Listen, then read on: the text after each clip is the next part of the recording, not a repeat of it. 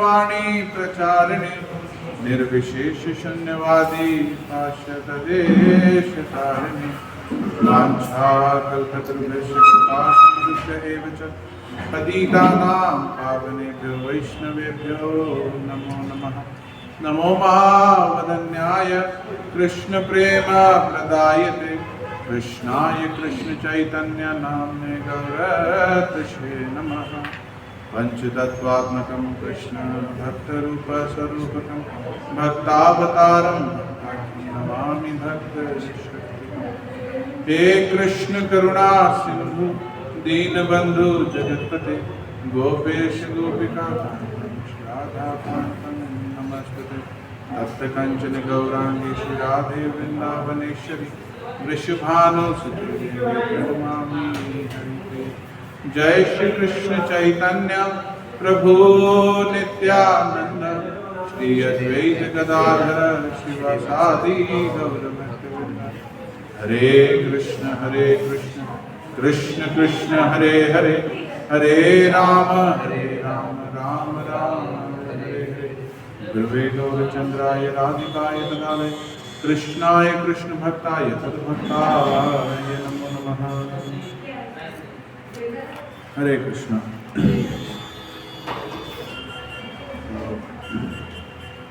हम आप सभी का इस रविवारीय संध्याकालीन कार्यक्रम में स्वागत करते हैं। आप में से कितने लोग हैं जो हमें जानते हैं? पिछली बार जब हम आए थे तो कितने लोग यहाँ पर थे? आप लोग थे, बाकी सब नए ऑडियंस हैं। ठीक है, आज हम भगवत गीता से चर्चा करेंगे। आप में से कितने लोगों ने भगवत गीता का नाम सुना? अरे सबने नाम सुना है। और कितने लोगों ने पढ़ा है? और कितने लोगों ने जिन्होंने पढ़ा है वो जानते हैं कि इसके अंदर क्या है? भगवत गीता में वस्तुतः किन के बारे में बात हो रही है? अर्जुन और कृष्ण। Very good. क्या नाम है आपका? हैं? अरे वाह, आप ही तो बात नहीं कर रहे कहेंगे। अर्जुन और कृष्ण के बारे में बात हो रही है ना?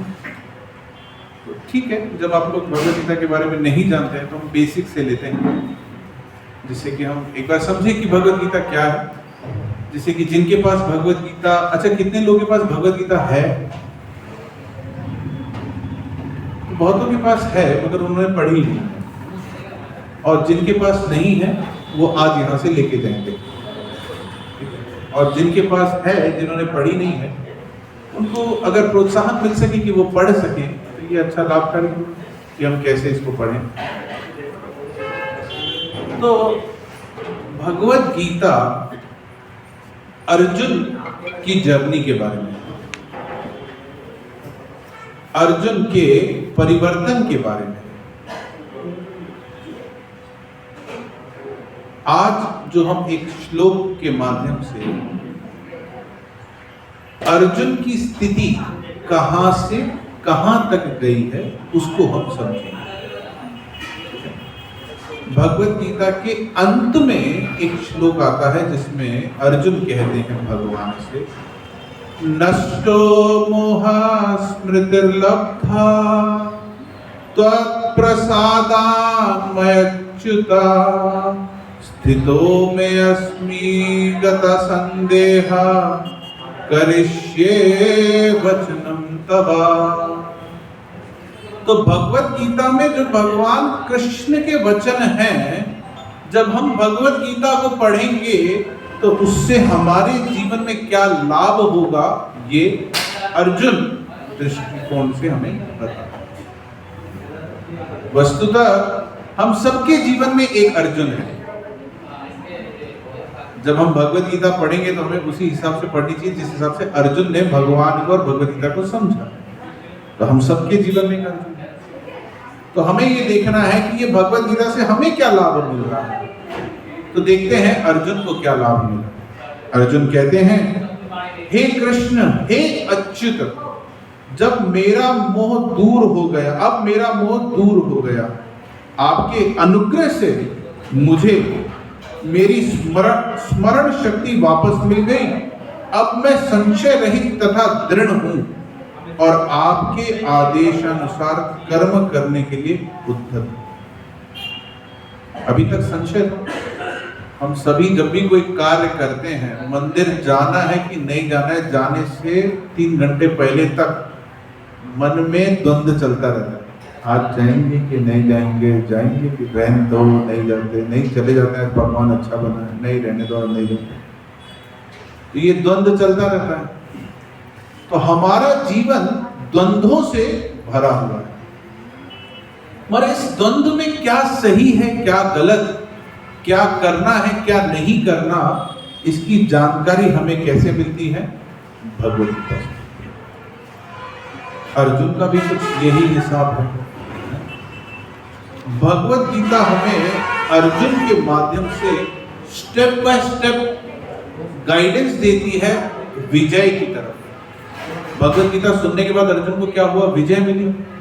तो भगवद गीता हमें गाइड कर रही है कि कैसे हम इस जगत में रहते हुए सक्सेस को प्राप्त कर सकते हैं।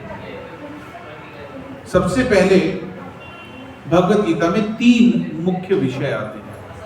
पहले उन विषयों को समझते हैं, फिर भगवद गीता कैसे प्रेरणा हमें दे सकती है उसको समझते हैं। किस किस को ज्ञात है कि भगवद गीता के 3 मुख्य विषय क्या क्या है? भगवद गीता में कितने अध्याय हैं? 18। वेरी गुड, 18 अध्याय। अब इन 18 अध्यायों को 3 भाग में कर दें। कौन कौन कितने हो गए? 6।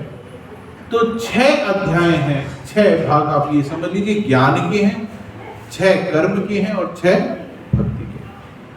क्या क्या हुआ? कर्म, ज्ञान और ये 3 विषयों के बारे में भगवद गीता में बताया गया।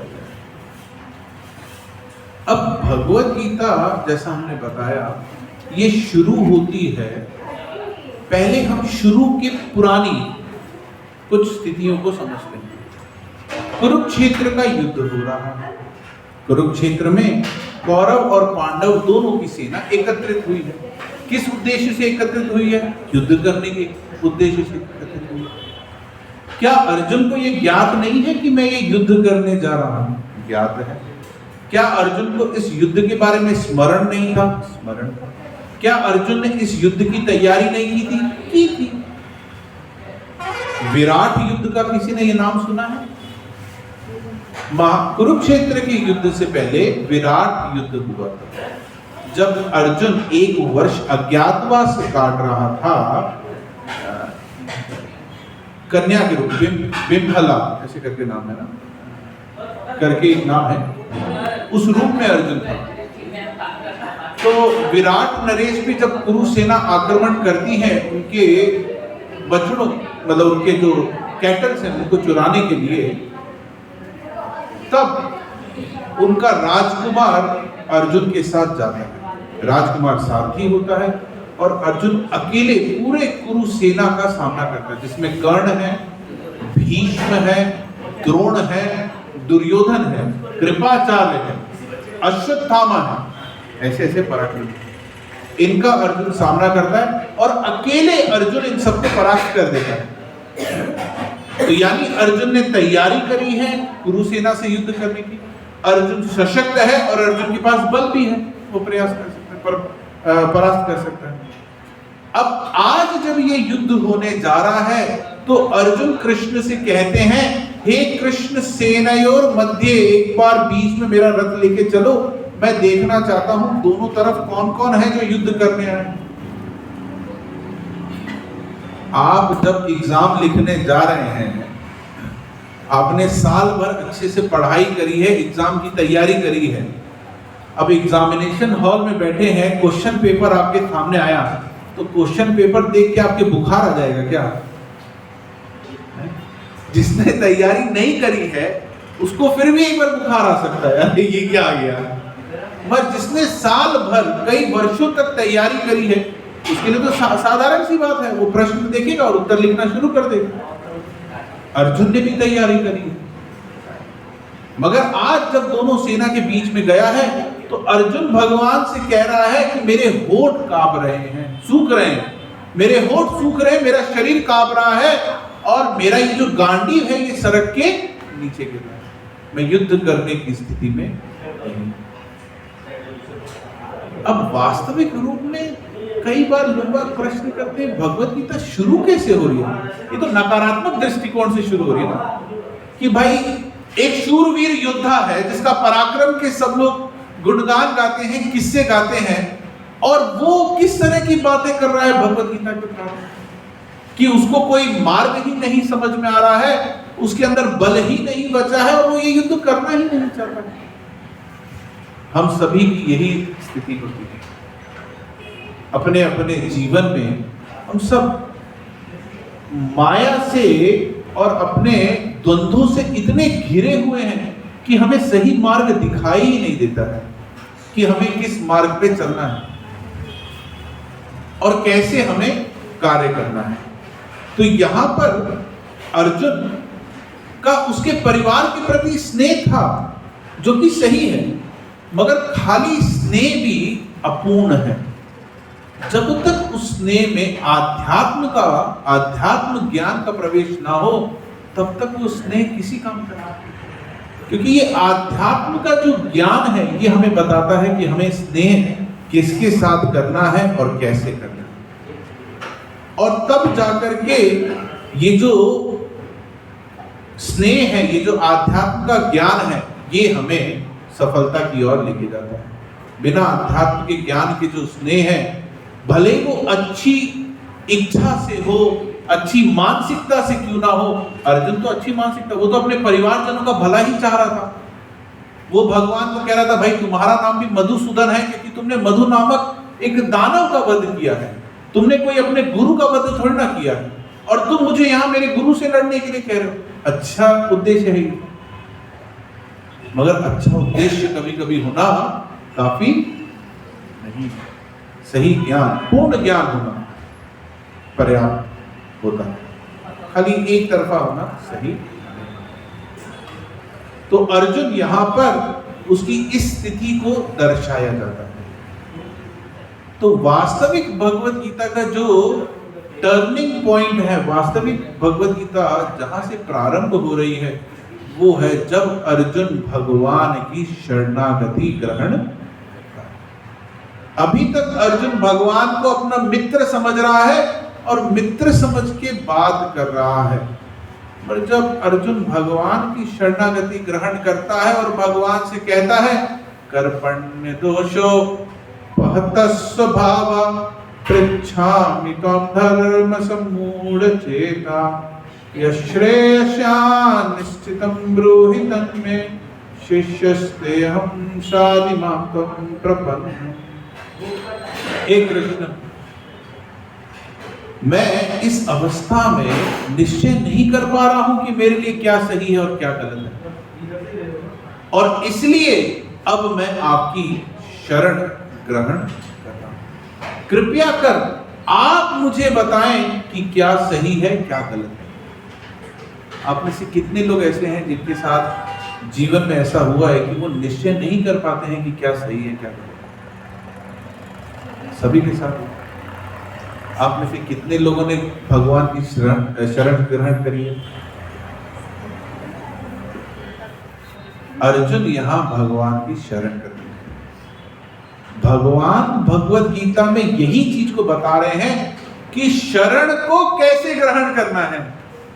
भाई हम कह रहे हैं हमने ग्रहण करी है, मगर हम भगवान के हिसाब से ग्रहण करिए, हमारे हिसाब से ग्रहण करिए। हमारे हिसाब से एक बहुत सुंदर पंक्ति आती है जो कि कहती है गॉड इज विथ मी और आई एम विथ गॉड। दोनों का अंतर समझिए। भगवान मेरे साथ है कि मैं भगवान के साथ हूं।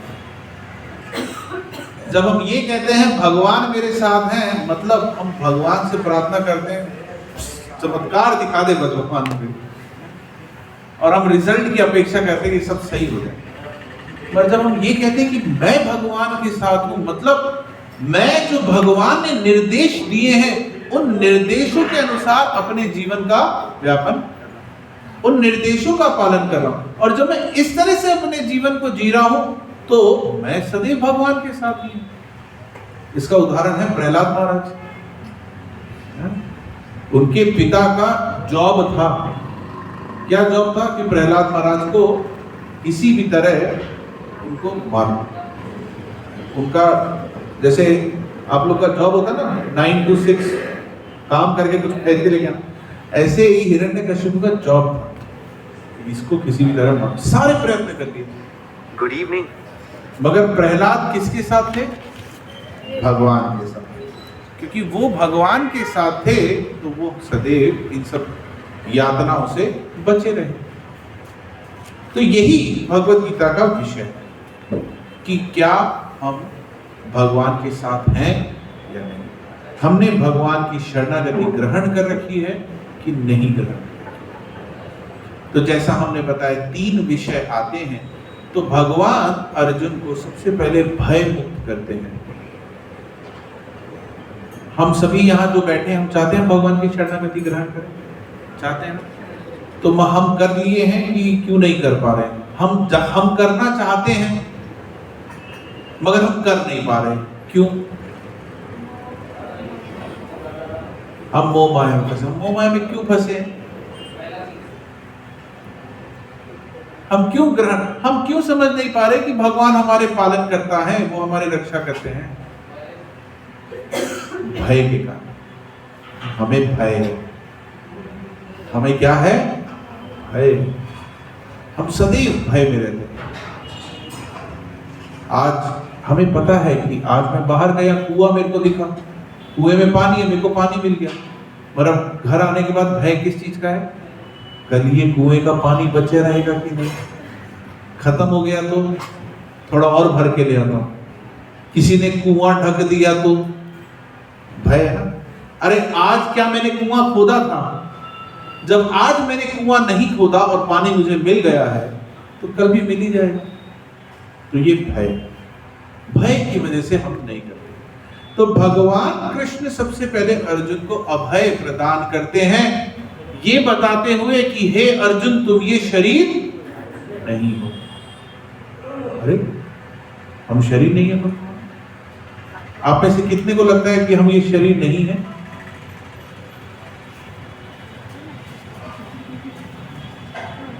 लगता है सबको? ठीक है, हम एक एक्सरसाइज करते हैं। आपका क्या नाम है? हाँ, महिमा। आपको ये जोर से सबको बोल के बताना है कि आज आपका सर दर्द कर रहा है। आप कैसे बोलोगे? क्या मतलब स्टेटमेंट बोल के बताइए। आज मेरा सर दर्द हो रहा है। सबने सुना? क्या बोला इन्होंने? आज मेरा सर दर्द। ये मेरा फोन है, मैं तो नहीं हूं। ये मैं और फोन में अंतर हुआ कि नहीं हुआ? मैं अलग हूं, फोन अलग है। ये मेरी पुस्तक है, यानी मैं तो ये पुस्तक नहीं हूं, मेरी और पुस्तक में अलग हुआ। आपने जब ये बोला आज मेरा सर दर्द हो रहा है, तो क्या आपका सर अलग है? आप ही है सर? फिर क्या है? तो आपने ये क्यों नहीं बोला आज मैं दर्द हो रही हूं? भाई, मेरा शब्द हम किसके लिए संबोधित करते हैं? जो कि मैं नहीं हूं, है ना? मेरी घड़ी, है ना, मेरा फोन, मेरी गाड़ी, मेरा पेन, मेरा कपड़ा, ऐसे ही होता ना। तो मेरा शब्द हम किसके लिए संबोधित कर रहे हैं? जो कि मेरी है मगर मैं नहीं। मगर आपने क्या कहा? मेरा सर दर्द हो रहा है। तो सर आप नहीं है। समझ में आ रहा है आप लोगों को? हम ये क्यों नहीं बोलते आज मैं दर्द हो रही हूं? हाथ दर्द हो रहा है, आज मैं दर्द हो रही हूं। पांव दर्द हो रहा है, आज नहीं। हम क्या बोलते हैं? आज मेरा हाथ दर्द हो रहा है, आज मेरा पांव दर्द हो रहा है। यानी ये सब क्या है? मेरे अंग हैं मगर मैं नहीं हूं। तो मैं कौन हूं? मैं आत्मा हूं। देहिनो अस्मिन् यथा देहे कौमारं यौवनं जरा तथा देहांतर प्राप्ते धीरस्य तत्र न मुह्यति। ये जो शरीर है ये बदलते जा रहा है, मगर क्या आप बदल रही हैं? आप बदल रही हैं? आप वही हैं, मगर आप देख रही हैं इस शरीर को बदलते हुए। जैसे आपकी आयु कितनी है? 26। तो आपने 20 साल पहले भी इसी शरीर में थे, देखा, मगर शरीर बदल गया होगा ना एकदम से। 20 साल में अभी तक बदल गया। 30 साल पहले भी आप थे शरीर में? नहीं थे, दूसरे शरीर। तो शरीर बदल रहा है। क्या कहते हैं? युवावस्था, कौमारावस्था, कौमारम, यौवनम, जरा। कौमारावस्था, युवावस्था और वृद्धावस्था, जरावस्था। और तथा देहांतर प्राप्ति, उसके बाद ये शरीर क्या हो रहा है? एक शरीर को छोड़ के दूसरे शरीर में जा रहा है। जिस प्रकार आज हमने ये वस्त्र पहने हैं, कल हम इन वस्त्र को छोड़ करके दूसरे वस्त्रों को ग्रहण कर लेंगे। तो हमने कोई वस्त्र को जब हम छोड़ते हैं तो रात में जिस वस्त्र को उतारते वो वस्त्र रोता है, मेरे को क्यों उतारा, रोता है। पर जब हम शरीर को छोड़ते हैं तो हम रोते हैं। जब आप एक वस्त्र को बदलते तो आपके परिवार वाले आते हैं, रोते हैं कि अरे आपने वस्त्र को क्यों उतारा। उसी तरह से शरीर भी बदल रहा है। तथा देहांतर प्राप्तिर धीरस्य तत्र न मुह्यति। ये ज्ञान भगवान ने अर्जुन को दे करके अर्जुन को क्या प्रदान किया? अभय, कि भाई तुम ये शरीर नहीं हो, और जब तक तुम अपने आप को इस शरीर के दृष्टिकोण से देखोगे तब तक तुम कभी भी सुखी नहीं हो पाओगे। तब तक तुमने भगवान को शरणागत किया ही नहीं, जब तक हम अपने आप को इस शरीर के हिसाब से देख रहे हैं। हमारे संस्थाचार्य जगत गुरु श्रील प्रभुपाद जी इस चीज को बताते थे कि जब तक आप ये सोच रहे हैं कि आप ये शरीर हैं, तब तक आपने भगवान की शरणागति ग्रहण नहीं की। तो हमें इस से बाहर आना पड़ेगा, हम ये शरीर नहीं। ये प्रथम ज्ञान भगवान कृष्ण अर्जुन को देते। फिर आता है कर्म, जिसमें भगवान अर्जुन को वास्तविकता बताते हैं कि कर्म कौन करता है। आप में से कितने लोग हैं जो इस जगत में सुख पाना चाहते हैं? सुख पाना चाहते हैं। और आप में से कितने लोग हैं जो दुख नहीं पाना चाहते? दुख नहीं पाना चाहते, है ना? और मगर आप में से कितने लोग हैं जिनको दुख मिल रहा है? भाई आप नहीं पाना चाहते फिर भी आपको मिल रहा है, क्यों? कुछ गड़बड़ है क्या? क्यों ऐसा हो रहा है? भाई हम नहीं पाना, जैसे मान लीजिए पंखा चल रहा है, आप में से कितने लोग हैं जो इस चलते पंखे में उंगली नहीं डालना चाहते? नहीं डालना चाहते तो नहीं डालेंगे ना, समझ आ रहा है? जब नहीं डालना चाहते तो नहीं डालेंगे। तो उसी तरह से जब आप दुख नहीं पाना चाहते तो नहीं पाएंगे, तो क्यों पा रहे हैं? हाँ, क्योंकि ये जगत क्या है? दुखालय। जिस प्रकार से पुस्तकालय में आप जाते तो क्या वहां से सब्जी खरीद के लाते हैं? नहीं। पुस्तक। विद्यालय में जाते तो वहां से सब्जी खरीद के लाते हैं। मदिरालय जो जाते हैं, क्या वो वहां से सब्जी खरीद के लाते हैं? जो चीज जिसके लिए होती है वहां से वही कार्य करके आते हैं। इसीलिए इस जगत को भगवान क्या कह रहे हैं? दुखालय। अब ये दुख क्यों मिल रहा है हमें? हम तो नहीं चाहते। हम सभी चाहते हैं कि भाई हम अंबानी के घर में जन्म होता हमारा तो अच्छा रहता। हमारा क्यों अंबानी के घर में नहीं हुआ? अंबानी, अडानी, कुछ और ऐसे बड़े बड़े लोग के घर में होता तो अच्छा रहता। हमको ये अवसर क्यों नहीं दिया चुनने का? और अगर जिसने भी चुना है, किस आधार पे चुना है? हम सब चाहते थे हम लंबे हों, गोरे हों, हम विदेश में पैदा हों, हम क्यों यहाँ पर हुए हैं? हम सभी ये चाहते हैं, मगर ये कौन चुन रहा है? ये कर्म के आधार पे हो रहा है। जैसे जैसे हमने कर्म किए हैं उस आधार पे हमें क्या मिल रहा है? फल मिल रहा है। हमारा ये जो जन्म है ये हमारे पूर्व जन्मों के कर्म के आधार पे हमें, और ये जो गतिविधियां हो रही हैं ये उस कर्म के आधार पे ही हो रही है। भगवान भगवद गीता में बताते हैं, प्रकृते कृमणानि गुणः कर्माणि सर्वशा अहंकार विमूढ़ात्मा कर्ता अहम इति मन्यते। जैसे ही हम प्रकृति के अंदर आते हैं, गुण, ये जो तीनों गुण हैं ये एक्टिव हो जाते हैं और ये हमें बाध्य करते हैं कर्म करने के लिए, और इनके माध्यम से सारे कर्म होते हैं। मगर मूर्खतावश हम ये सोचते हैं कि कर कौन रहा है? मैं कर। अब जो हमारे को जितने भी दुख मिल रहे हैं वो क्यों मिल रहे हैं? क्योंकि हमारे पूर्व जन्मों में कर्म ऐसे रहे हैं जिसकी वजह से हमें क्या मिल रहा है? दुख मिल रहा है। अब अगर हम सब सुखी होना चाहते हैं तो सबसे पहले हमें क्या करना पड़ेगा? वहां के दुखों को, वहां के कर्मों का हमें हिसाब खत्म करना पड़ेगा। जैसे आपने एक कनस्तर रखा है, उस कनस्तर में पुराने चावल रखे हैं, उन पुराने चावल में कीड़े भी लग गए हैं। अब आपने नई खेती करी है, नई खेती करके उसमें डाला है, तो जब आप नीचे से चावल निकालेंगे तो पहले कौन से चावल निकलेंगे? कीड़े लगे हुए कि नए वाले?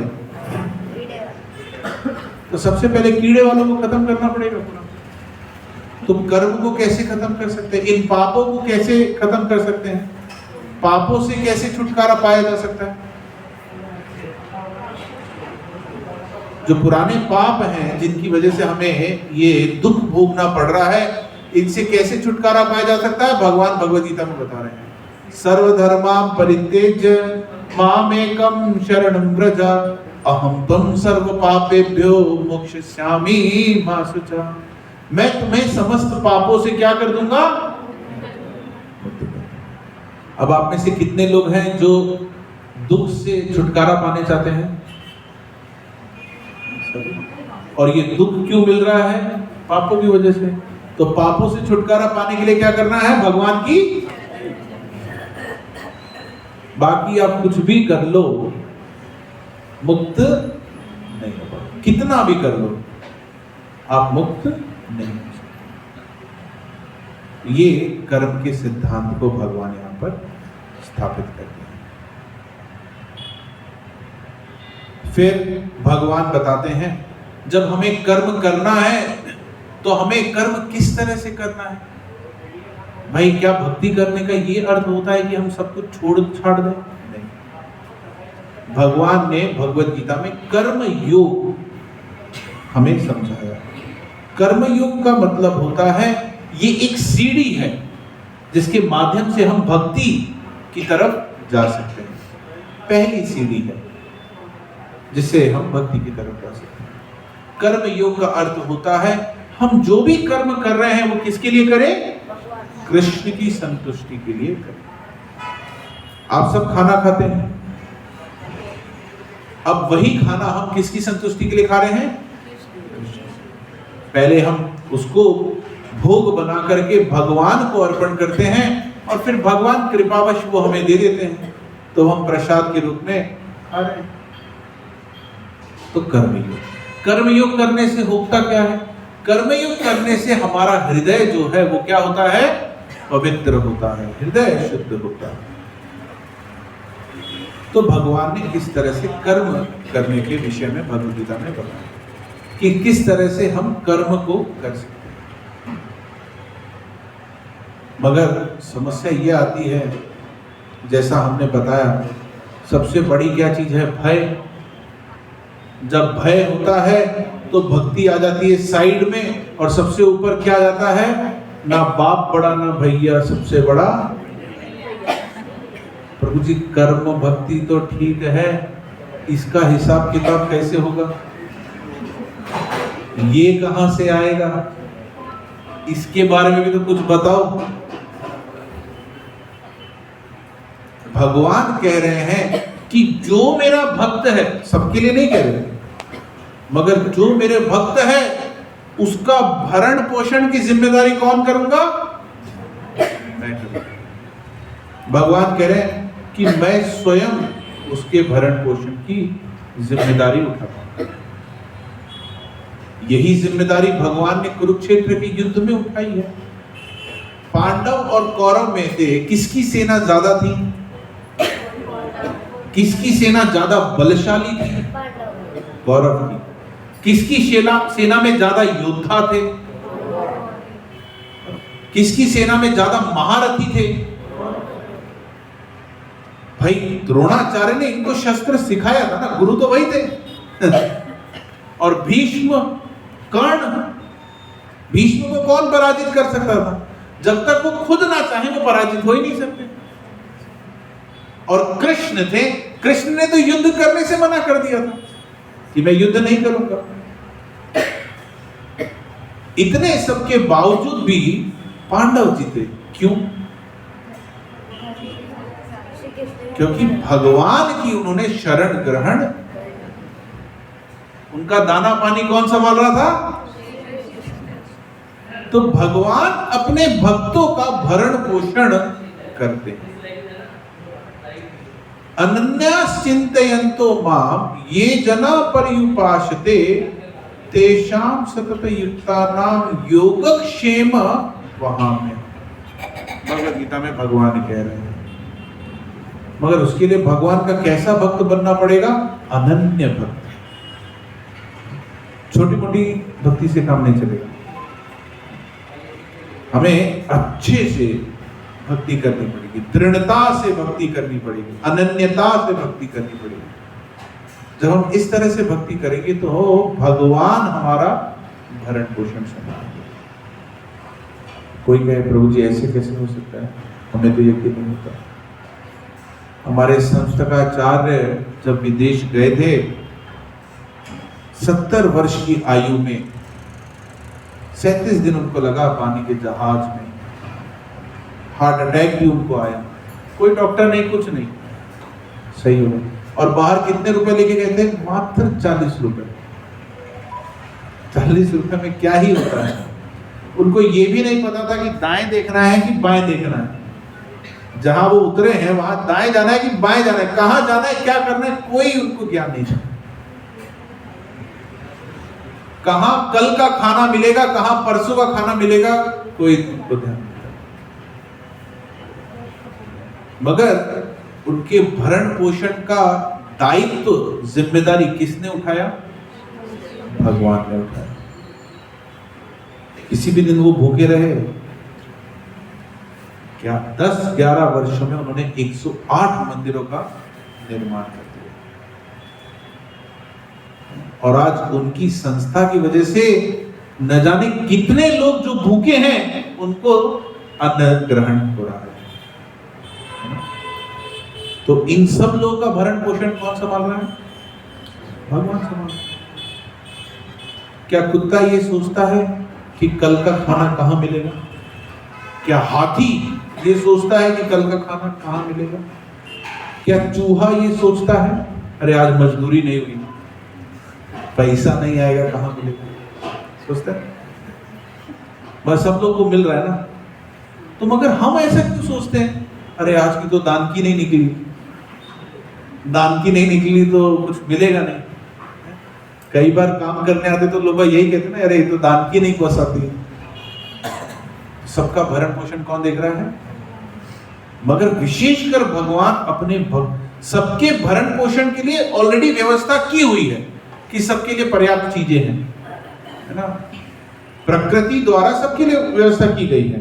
मगर भगवान के जो भक्त हैं उसमें से भी विशेषकर जो अनन्य भक्त हैं उनका भगवान स्वयं पालन पोषण देखते हैं। एक कथा आती है, एक बार एक ब्राह्मण है, ब्राह्मण और ब्राह्मण पत्नी बहुत गरीब है, था गरीब, इतने कि उनके पास पहनने के लिए वस्त्र ही नहीं है। दोनों के बीच में एकाक ही वस्त्र हैं। अगर एक जने को बाहर जाना होता है तो वो वस्त्र पहन के जाता है, दूसरे को जाना होता है तो फिर वो उतार के दूसरे को देता है, वो जाता है। इस प्रकार से वो आजीविका चलाते हैं।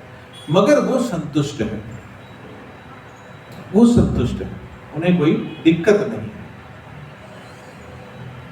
एक दिन वो ब्राह्मण अपने आराध्य भगवान गोविंद की सेवा करता है। सेवा करने के बाद भगवत गीता के ऊपर लेख लिख रहा होता है। भगवत गीता के ऊपर लिखते हुए आज वो इसी श्लोक के ऊपर लिखता है। जब वो इस श्लोक के ऊपर लिखता है और जब ये लाइन आती है योगक्षेम वहाम्यहम्, तो उसको लगता है ये कुछ तो गलत है।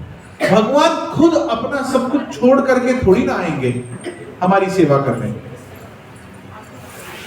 आगे आ जाए। तो उसको लगता है भगवान अपना सब कुछ सर्वस्व छोड़ करके थोड़ी ना आएंगे हमारी सेवा करने। तो वो क्या करता है, लाल कलम से उस लाइन को 3 बार काट देता है। ये गलत है, ये सही नहीं। समय हो जाता है ना पूजा पाठ से, जब वो निवृत्त होता है तो फिर वो कहता है ठीक है, अब जाता हूँ भिक्षा मांग के लाता हूँ, जो भिक्षा में मिलेगा उसको भगवान को भोग लगाएंगे और फिर हम पति पत्नी पालेंगे। भिक्षा मांगने जाता है वस्त्र लेकर के, वही फटे पुराने वस्त्र होते, कई जगह से सिले होते, पहन के भिक्षा मांगने जाता है। आज उसको भिक्षा मिल ही नहीं रही है। वो जितने भी स्थान पे जा रहा है उसको भिक्षा नहीं मिल रही, निराश रहता है। इतने में घर का दरवाजा खटखटाता है कोई। अब पत्नी अंदर रहती है, उसके पास ढंग के वस्त्र भी नहीं है।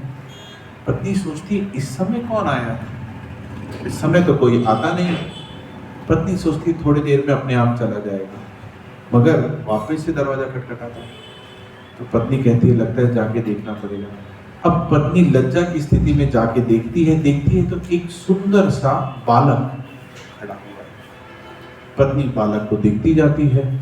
ब्राह्मण कहता है कि मैया देखती रहोगी कि अंदर भी बुलाओगी। ब्राह्मण के बालक के कंधे पे बहुत बड़ा भार होता है, एक डंडा होता है और डंडे के दोनों तरफ बहुत सारे भार लटके होते हैं। एक तरफ अन्न है और एक तरफ जेवरात है, बहुत भार लटका हुआ है। मैया अंदर बुलाती है और कहती है बताओ अपना परिचय दो, तुम यहाँ कैसे आए? कहते आपके पति ने मुझे भेजा है। कहते अच्छा? कहते हाँ, ये सामान लेकर के मुझे भेजा है। कहते अच्छा। पत्नी को लगता है इतनी आज मधुकरी इतनी ज्यादा मिल गई है क्या?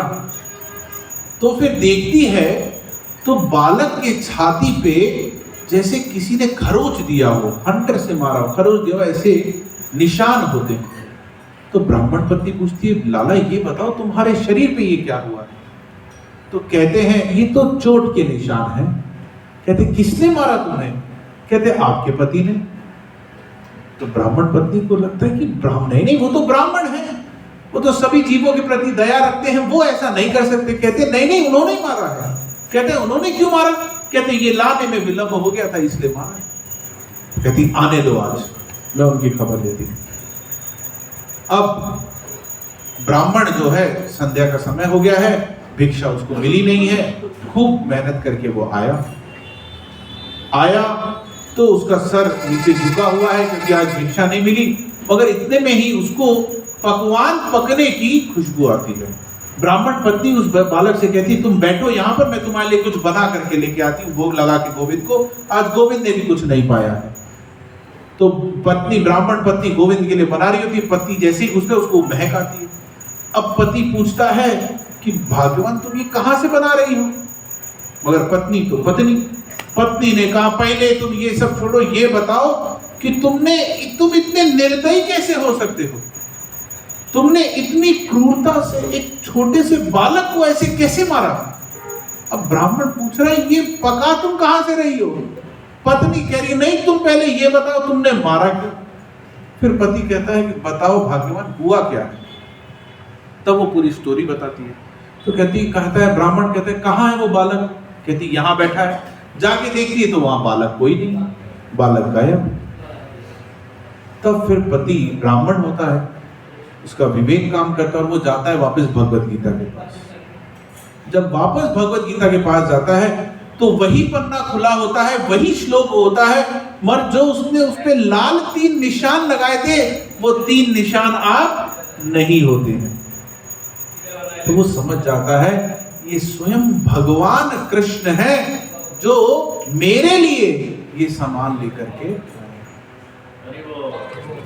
आचार्य बताते हैं जिस प्रकार से एक पति अपने परिवार का बोझ उठाता है और वो बोझ उठाते हुए उस पति को प्रसन्नता होती है, उसको दुख नहीं होता है, उसको प्रसन्नता होती है कि वो अपने परिवार का लालन पोषण कर रहा है, उसी प्रकार से भगवान को भी अपने भक्तों के लिए कार्य करने में प्रसन्नता महसूस होती है। और यही सेवा भगवान अर्जुन की कर रहे हैं, यही सेवा भगवान अर्जुन की कर रहे हैं। कुरुक्षेत्र के युद्ध में अर्जुन के क्या बने भगवान? गाड़ी खरीदना अच्छा है या ड्राइवरी की नौकरी करना अच्छा है? भाई ड्राइवर आखिरकार तो ड्राइवर ही रहेगा ना। कौन ज्यादा श्रेष्ठ है, ड्राइवर श्रेष्ठ है कि मालिक श्रेष्ठ है? मालिक श्रेष्ठ होता है। मगर जो सर्वत्र सब जगत का जो मालिक है वो आज क्या बना है? ड्राइवर बना है, गाड़ी चला रहा है। गाड़ी चला अपने गाड़ी को पोंछ के साफ भी करता है, घोड़ों को खाना भी खिलाता है, घोड़ों को साफ भी करता है, घोड़ों को चमका भी रहे हैं, सारे काम कर रहे हैं, सब कुछ कर रहे हैं। क्यों कर रहे हैं? भक्त वत्सलता, भगवान को भक्तों की सेवा करना अत्यंत, मगर किन भक्तों की? जिन भक्तों ने भगवान की क्या ले रखी है? शरणागति ले रखी है। और शरणागति कैसे ली जाती है? ऐसे ली जाती है जैसे भगवान ने भगवत गीता में बताई है, जैसे भगवान ने भगवत गीता में बताई है। जब हम उस भगवान के निर्देशों को समझते हुए भगवान की शरणागति ग्रहण करेंगे, तभी तो भगवान हमारा लालन पोषण करने। मगर शरणागति ग्रहण करने का उद्देश्य ये नहीं होता कि शरणागति ले लेते भगवान हमारे लिए भी लेकर गएंगे। शरणागति ग्रहण करने का उद्देश्य ये होता है भगवान के साथ अपने संबंध को स्थापित करना। और वो संबंध कैसे स्थापित होता है? वो संबंध स्थापित होता है भक्ति के माध्यम से। भगवान ने कैसे बताया है वो संबंध स्थापित करने का? भक्ति के माध्यम से। जैसे एक शीशा होता है, जब हम शीशे के सामने खड़े हैं तो हम किस चीज को देख सकते हैं? अपने आप को देख सकते हैं ना, अपने आप को शीशे के सामने हम देख सकते हैं। मगर जब हम भगवत गीता का शरण ग्रहण करते हैं, जब हम भगवत गीता का पठन करते हैं, तो हम किसको देख सकते हैं? हम अपनी आत्मा, अपने आप को। जब हम शीशे के सामने खड़े हैं तो हम इस शरीर को देख सकते हैं। मगर जब हम भगवत गीता को पढ़ते हैं, जब हम भगवत गीता का अध्ययन करते हैं, तो हम अपने आप को, वास्तविक हम कौन है, उसको हम देख सकते हैं। क्योंकि हम ये शरीर तो है नहीं।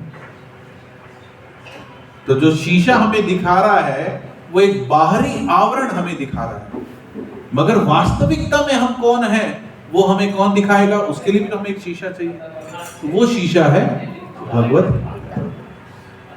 जब हम भगवत गीता को देखेंगे तो हम, मगर लोग भगवत गीता को देखना ही नहीं चाहते। लोग अपने आप को देखना ही नहीं चाहते। लोगों ने जैसे अपने आप को तलाक दे दिया है, वो इस शरीर को ही बस देखना चाहते हैं। हाँ, ये टिप टॉप दिख रहा है, बढ़िया है, ये तो खत्म हो जाएगा ना, ये तो खत्म हो जाएगा, इसकी चीजें भी खत्म, इसका बल भी खत्म हो जाएगा। वस्तुतः हमें देखना तो अपने आप को ही पड़ेगा, और जब तक नहीं देखेंगे तब तक ये चक्र चलता रहेगा। जन्म मृत्यु जरा व्याधि, ये चक्र जो है इसका, ये चलता ही रहेगा। तो हमें अपने आप को देखने के लिए आना ही पड़ेगा, और ये काम एक दिन में नहीं हो सकता। हमारा सबसे बड़ा जो दुश्मन है वो कौन है? वो मन है। इस मन को हमें नियंत्रण में रखते हुए कार्य करना चाहिए। और ये मन को कैसे नियंत्रण में रखा जा सकता है? ये मन को नियंत्रण में रखा जा सकता है जब हम किसी गुरु या भगवान की शरण को ग्रहण करते हैं। और भगवान की शरण को भी हम गुरु के माध्यम से ही, भक्तों के माध्यम से ही ग्रहण कर सकते हैं। जब हम इस तरह से अपनी आजीविका का पालन करते हैं, मन को नियंत्रण में करते हैं तभी हम कार्य को कर सकते हैं।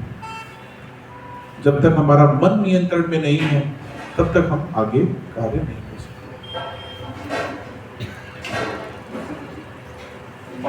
रामायण में इस विषय के बारे में आता है, जैसे हम लोगों ने ये देखा है कि एक मां में दो पक्ष आते हैं, कृष्ण पक्ष आता है और शुक्ल पक्ष आता है। कृष्ण पक्ष और शुक्ल पक्ष में जो रात्रि का समय है वो कौन सा है? कृष्ण पक्ष। और जो उदय का समय है वो कौन सा है? शुक्ल पक्ष। मगर क्या कृष्ण पक्ष में सूर्य नहीं होता? जय श्री श्री जगन्नाथ बलदेव सुभद्रा महारानी की। मगर क्या कृष्ण पक्ष में सूर्य नहीं होता? होता है। क्या शुक्ल पक्ष में रात्रि नहीं होती? तो दोनों में ही सूर्य भी है और दोनों में ही अंधेरा भी है। फिर उसको कृष्ण पक्ष और उसको शुक्ल पक्ष क्यों कहा जाता है? भाई जब दोनों में ही अंधेरा भी है और उजाला भी है तो फिर एक को रात्रि और एक को दिन क्यों कहा जा रहा है?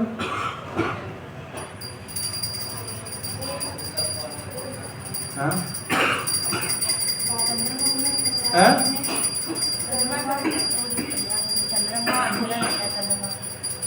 15 दिन क्या रहता है? 15 दिन चंद्र का अंधेरा और दोनों में उजाला है, दोनों में अंधेरा है, दोनों में चंद्रमा भी है, दोनों में सूर्य भी है। फिर क्यों? माताएं, कल को आपके बच्चों ने पूछा कि ये शुक्ल पक्ष कृष्ण पक्ष क्या होता है तो क्या बताओगी?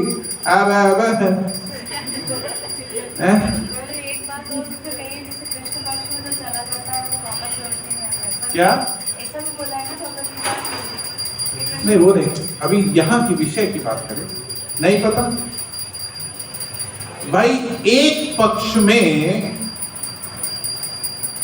हम पूर्णिमा से अमावस्या की तरफ बढ़ रहे हैं, हम उजाले से अंधकार की तरफ जा रहे हैं, उसको क्या कहते हैं? कृष्ण पक्ष।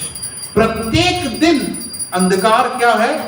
बढ़ता जा रहा है और अमावस्या में क्या हो जाता है? पूर्ण अंधकार हो जाता है। और दूसरे में हम अंधकार से पूर्णिमा की तरफ बढ़ रहे हैं, अंधकार से उजाले की तरफ बढ़ रहे हैं। प्रत्येक दिन उजाला क्या होता है? बढ़ता जाता है और पूर्णिमा के दिन पूर्ण उजाला हो जाता है। अब ये हमें जीवन में क्या सिखाता है? जितने भी ज्ञान आप लोगों ने अर्जित किए हैं वो सब किसके समान है? शून्य के समान है। अब उस शून्य में जितना भी शून्य लगा दीजिए उसकी संख्या क्या रहेगी? शून्य। तो वो सभी ज्ञान आपको प्रकाश से अंधेरे की तरफ लेकर के जा रहे हैं।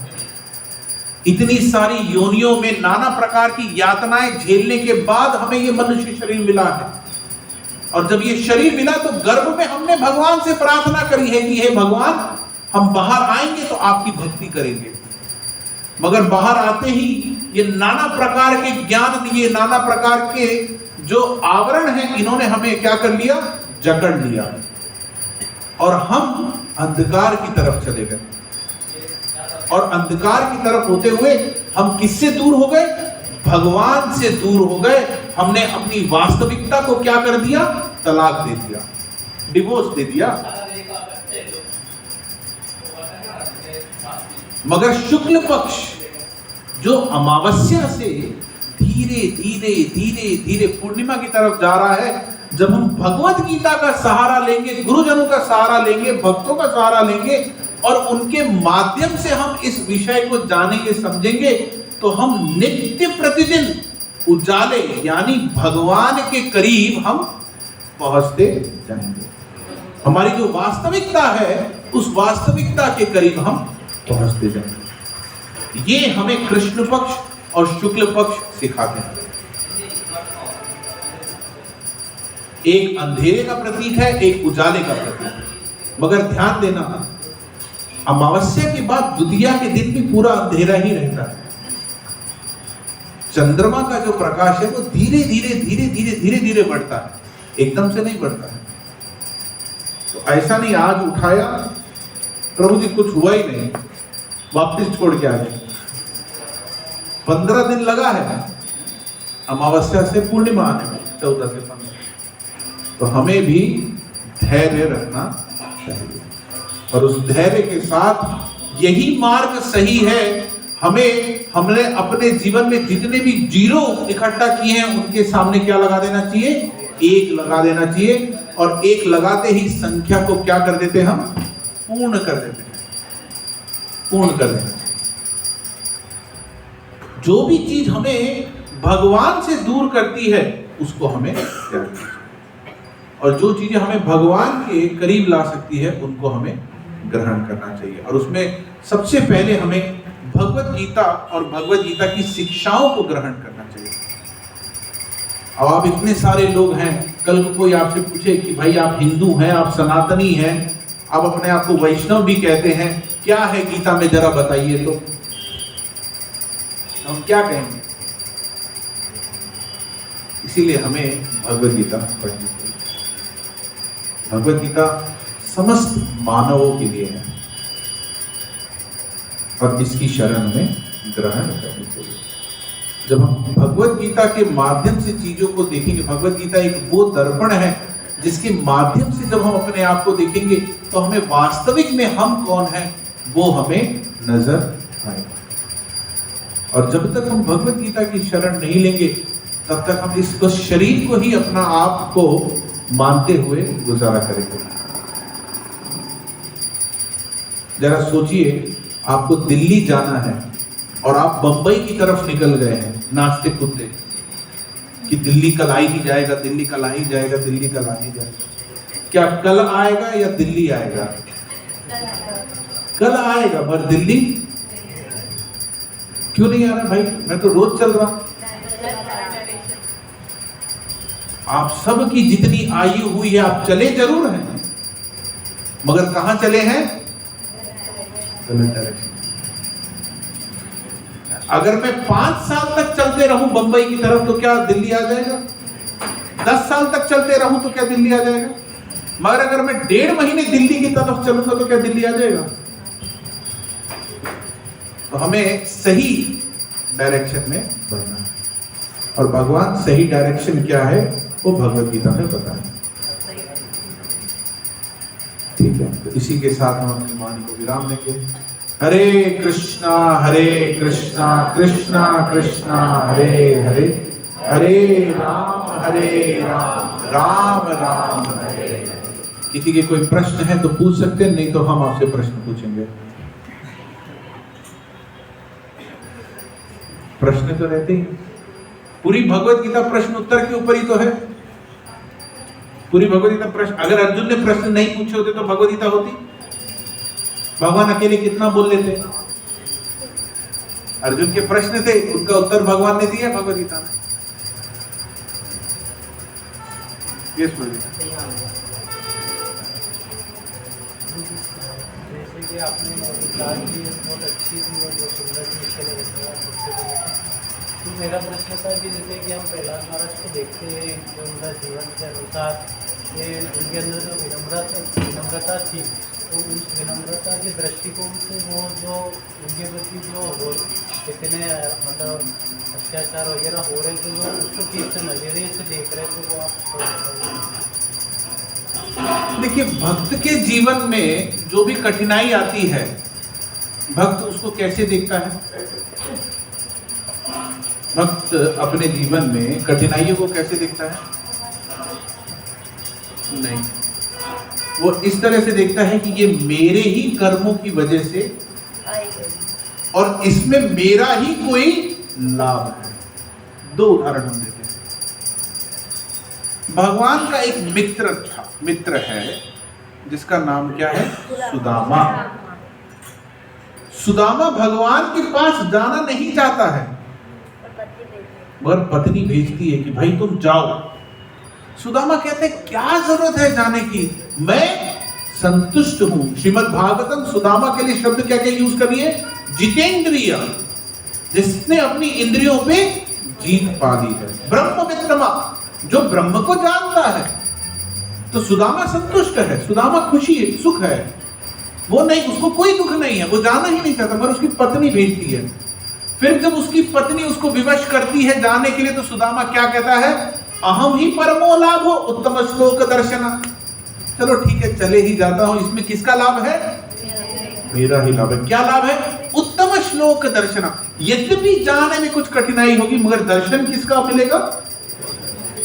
तो भक्त के जीवन में कभी कठिनाई आती है तो भक्त सबसे पहले इसको ये समझते हैं, ये मेरे ही कर्मों की वजह से आई है, और क्या सोचते हैं, चलो आगे चलते हैं, कुछ ना कुछ भला ही होगा।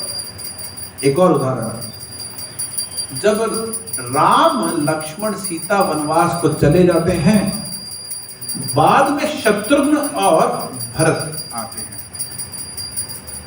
जब शत्रुघ्न और भरत को ये पता पड़ता है, तो शत्रुघ्न अत्यंत क्रोधित हो जाते हैं और वो कहते हैं, अभी मैं मंथरा और कैकेयी को बताता हूं क्या उन्होंने कर दिया है। ये भरत उनको शांत करते हैं।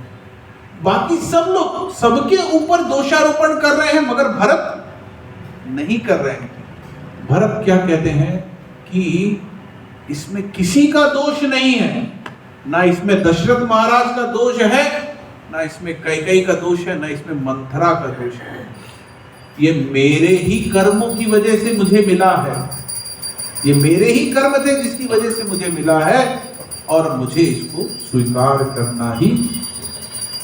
तो ये दो चरित्र से हम देख सकते हैं कि भगवान के भक्त उनके जीवन में जो कुछ भी आता है उसको भगवान की कृपा मान के स्वीकार करते हैं। श्रील प्रभुपाद हमारे संतकाचार्य, ये भी जब विदेश जा रहे थे तो ये लिखते हैं, प्रभुपाद एक भजन लिखते हैं, बहुत सुंदर है। उसमें प्रभुपाद कहते हैं, मैं नहीं जानता आप मुझे क्यों बाहर बुला रहे हैं, मगर अगर आप मुझे बुला रहे हैं, वहां भेज रहे हैं, तो निश्चित रूप से कुछ ना कुछ आपने सोचा ही। तो भक्त भगवान की योजनाओं को देखता है।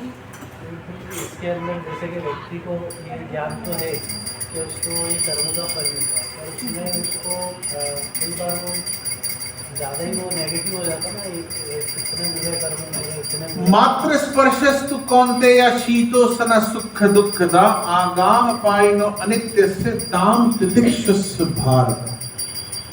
रात हो गई है, ठंडी बहुत पड़ रही है।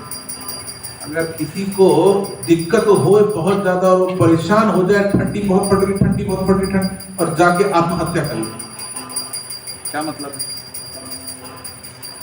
जिस प्रकार से रात हुई है, ठंडी पड़ रही है, उसी प्रकार से धूप भी हो जाएगी, सुबह भी हो जाएगा, फिर सुबह होगी, फिर रात हो जाएगा, फिर रात होगी, फिर सुबह हो जाएगा।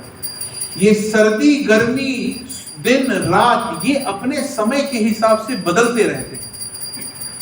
इसी प्रकार से हमारे जीवन में हमारी परिस्थितियां भी बदलती रहती, और हमें इन परिस्थितियों में क्या करना है, ताम तितिक्षुष भारत। ये क्षणिक है, कुछ समय के लिए आएंगे फिर चले जाएंगे, सावधान। उनको हमें बस समय को बिताना है। समय बहुत बलवान है, हमें समय को प्रतीक्षा करना।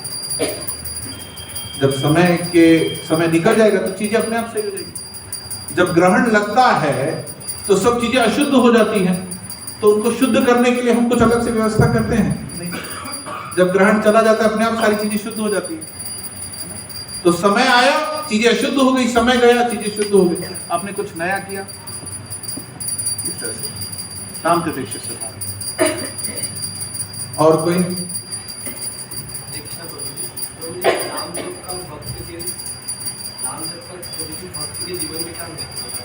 नाम जप का भक्त के जीवन में क्या महत्व है। यही साध्य है और यही साधन भी है भक्ति का। साध्य और साधन क्या होते हैं। जैसे आपको बंबई पहुंचना है, बंबई पहुंचना क्या हो गया आपका साध्य, जो चीज आपको प्राप्त करनी है। मगर आप बंबई कैसे जाएंगे वो क्या होगा साधन, जिस तरह से आप बंबई जाएंगे। भक्तों के जीवन में यही दोनों चीज यही है। यहां भी आपको जप करना है, और पूर्ण जब आप अनन्य भक्त बन जाएंगे तब भी आपको जप ही करना है। बस इस जप की जो क्वालिटी है वो बदलती है। क्योंकि देखिए भगवत गीता में भगवान कह रहे हैं, यदा यदा ही धर्मस्य ग्लानिर्भवति भारत अभ्युत्थानम अधर्मस्य तदात्मानं सृजामि। जब जब धर्म की ग्लानि होती है और अधर्म बढ़ जाता है तब तब मैं आता हूं। तो क्या कलयुग में धर्म की ग्लानि नहीं हुई है? हुई है। अधर्म बढ़ा नहीं है? बढ़ा। तो भगवान कहाँ है? भगवान आए क्यों नहीं? भगवान स्टेटमेंट दिया ना कि जब भी होगी मैं आऊंगा, मगर भगवान आए नहीं। क्यों नहीं आए भगवान? भगवान आए हैं, और भगवान किस रूप में आए हैं? नाम के रूप में, है ना। भगवान में नाम रूप अवतार, नाम के रूप में अवतार लिया। तो यही हमारा साध्य भी है और यही हमारी साधन भी है। ये भक्ति के जीवन में महत्व है।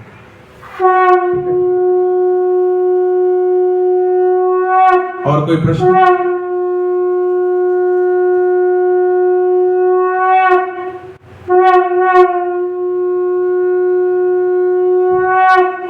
भगवत गीता की चर्चा करें, कुरुक्षेत्र की चर्चा करें और शंखनाद ना हो। युद्ध विराम की घोषणा हो चुकी है, अब बाकी का युद्ध कल लड़ा जाएगा। ना तो भक्त बन पा रहे हैं अच्छी तरह से, हैं? ना भक्ति अच्छी तरह से कर पा रहे हैं, तो शरणागति तो होगी नहीं, हाँ, और ना तो भोग छोड़ पा रहे हैं, हाँ। तो अटकी हुई है ना तो। क्यों अटके हैं? अगर अटके हुए हैं तो क्यों अटके हैं? क्योंकि हमें विश्वास नहीं है ना। हमें अभी भी लग रहा है कि मैं, जैसे एक उदाहरण देते हैं, द्रौपदी का जब वस्त्रहरण हो रहा था, अब द्रौपदी तो पहले से भगवान की भक्त है, तो जैसे ही ये व्यवस्था बनी कि उसका वस्त्रहरण होने जा रहा है, भगवान को तो तुरंत आके बचाव कर लेना चाहिए था ना। भगवान तुरंत क्यों नहीं आए? भगवान की रानियां भगवान को बता रही, अरे देखो देखो देखो उसका वस्त्रहरण हो रहा है। भगवान कहते क्यों? क्योंकि अभी वो मदद के लिए किसको बुला रही है? अपने पतियों को बुला रही है कि अरे मेरी मदद करो। कोई नहीं आया, ये संसार हमारी मदद नहीं।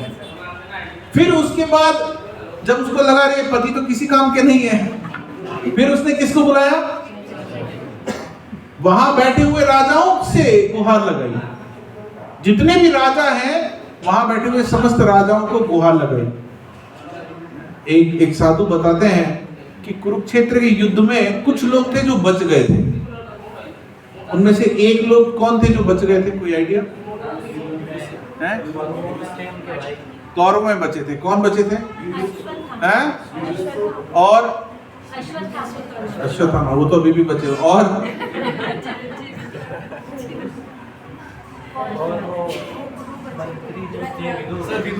और विदुर तो युद्ध ही नहीं लड़े। कौन बचे थे? पट्टी बांधे थे। कौन? कृपाचार्य बच गए थे ना। बताते कृपाचार्य इसलिए बन गए थे क्योंकि उन्होंने कृपा करी थी। क्या कृपा करी थी? जब द्रौपदी इन राज्यसभा में घूम रही थी तो कृपाचार्य ने उंगली करके यूं करा था कि भाई ये सब लोग किसी काम के नहीं, हम सब किसी काम के नहीं, तुम उधर एप्लीकेशन लगाओ, वहां से कुछ होगा तो होगा। फिर कृष्ण द्रौपदी अपने आप से अपनी रक्षा करने लग गई तो भी भगवान, मगर वो भगवान की भक्ति, भगवान तो तुरंत आ जाना चाहिए। भगवान फिर द्रौपदी को जब लगा कि नहीं अब कुछ नहीं हो सकता तो उसने भगवान को बुलाया। भगवान आए, क्योंकि अभी कैसे बुला रही है? आधा भगवान को, आधा अपने आप को बचा। देख लो भाई, अगर आपको आना है तो आ जाओ, बाद में मुझे मत बोलना मैंने नहीं बुलाया।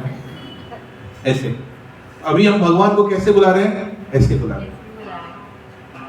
माला लेकर के बैठते हैं, हरे कृष्ण कृष्ण कृष्ण हरे हरे, हरे राम राम राम हरे हरे। अच्छे से माला कर रहे हैं। भगवान को लगता है अरे वाह भक्त अच्छे से माला कर रहा है, मुझे भक्त के पास जाना चाहिए। भगवान जैसे ही हमारे पास आने के लिए निकलते हैं, हरे कृष्ण हरे कृष्ण।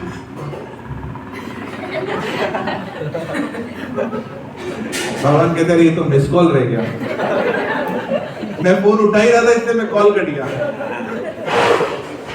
तो ये मिस कॉल देना बंद करें, पूरी घंटी भेजें। तो जब द्रौपदी ने दोनों हाथ उठाए और बोला है हरे कृष्ण कृष्ण कृष्ण हरे हरे, हरे राम राम राम हरे हरे, तब भगवान तुरंत। अभी हम दोनों नाव पे फंसे हुए इसलिए हम आनंद नहीं ले पा रहे। देखिए हमें भक्ति अच्छे से करनी पड़ेगी जिससे हमें आनंद भक्ति में आ सके। हमें ये विषयों में अभी आनंद आ रहा है इसलिए हम विषयों में डोल मटोल रहे हैं, मगर हमें भक्ति में आनंद आने लग जाएगा फिर हम विषयों में नहीं डोलेंगे। जिसको प्रसाद में आनंद आने लग गया है वो दूसरी चीजों में जाएगा, जिसको यहाँ नृत्य में आनंद आने लग गया वो दूसरी जगह जाएगा, पर जब यहाँ आनंद नहीं है तो हम दूसरी जगह भागेंगे। ये आनंद कैसे आएगा? आनंद आना बहुत सरल है। श्रील प्रभुपाद कहते हैं कि एक बार किसी शिष्य ने श्रील प्रभुपाद से पूछा कि श्रील प्रभुपाद हम भगवान को कैसे सरेंडर कर सकते हैं? तो श्रील प्रभुपाद कहते हैं कि शरणागति का मतलब है तुम वो करो जो भगवान ने करने के लिए कहा है, बस। सर्वधर्मां परित्यज्य माम एकम शरणं व्रज अहम तुम सर्व पापेभ्यो मोक्षयिष्यामि मा शुचः। हम उस तरह से अपना जीवन जिए जिस तरह से भगवान ने भगवद गीता में बताया, तो वो हमारी शरणागति है। ठीक है मतलब हरे कृष्ण। और कोई प्रश्न? प्रश्न मेरे से आपने बताया कि श्रीमद् भगवद गीता की जो शिक्षा है उनको हमें एज इट इज स्वीकार करना चाहिए। तो मुझे बहुत सी बार ऐसा होता है कि जब शास्त्र का अध्ययन करते हैं या ग्रंथ का या श्री कृष्ण विषय किसी भी ग्रंथ का अध्ययन करते हैं तो हम उससे बहुत सी बार अपने हिसाब से इंटरप्रेट करने लग जाते हैं।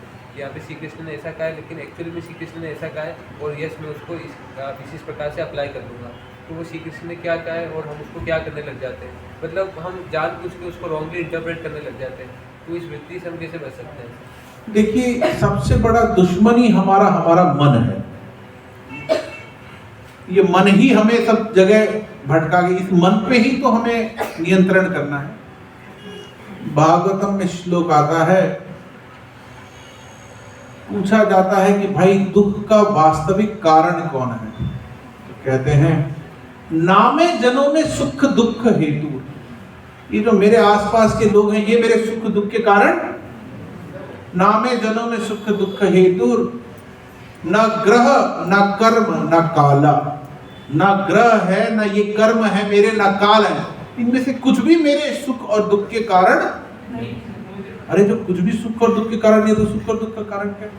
मन ही कारणम आमनंती, मन ही मुख्य कारण है। संसार चक्रम परिवर्तयति, और इस मन की वजह से ही मैं बार बार इस संसार चक्र में प्रवेश करता हूं।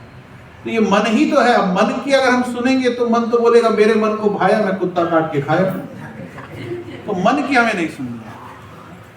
विधि क्या दी है? तद विधि प्रणिपातेन परिप्रश्नेन सेवया उपदेक्षन्ति ते ज्ञानम ज्ञानिनः दर्शनम्। जिनको भगवत गीता जहां पर जैसे केंद्र खुला है, ये किस लिए खुला? इसलिए खुला है कि हम भगवत गीता की शिक्षा यहां से ग्रहण कर ले और अपने मन की शिक्षाओं को ग्रहण ना करें। यहां हम आए, यहां पर आकर के हम शिक्षाओं को ग्रहण करें, प्रणिपात हो और प्रश्न पूछे और सेवा करें। इसके माध्यम से हमारे हृदय के द्वार खुलेंगे और हम सही शिक्षाओं को समझ पाएंगे। तो हमें मन के हिसाब से काम नहीं करना है, मन पे ही जीत पानी है।